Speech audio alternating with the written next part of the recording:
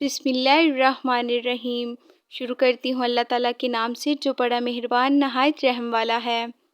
حضرت عبادہ بن صامت بیان کرتے ہیں، رسول اللہ صلی اللہ علیہ وسلم نے فرمایا، جو شخص رات کو اٹھ کر یہ دعا پڑھے، اللہ کے سوا کوئی معبود برحق نہیں، وہ یکتا ہے، اس کا کوئی شریک نہیں، اسی کے لیے بادشاہت ہے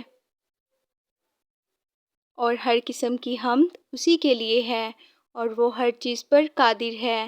اللہ پاک ہے، حمد اللہ ہی کے لیے ہے، اللہ کے سوا کوئی معبود برحق نہیں۔ اللہ بہت بڑا ہے، گناہ سے بچنا اور نیکی کرنا محض اللہ ہی کی توفیق سے ممکن ہے۔ پھر وہ یہ کہے،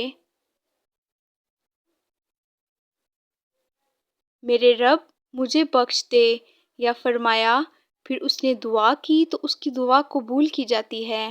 اگر وہ وضو کرے اور نماز پڑھے تو اس کی نماز قبول کی جاتی ہے۔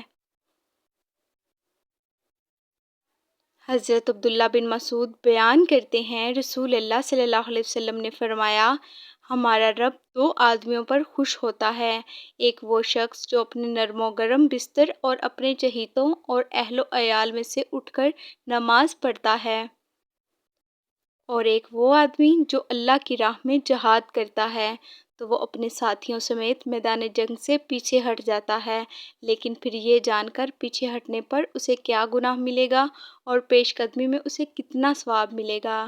جزاک اللہ۔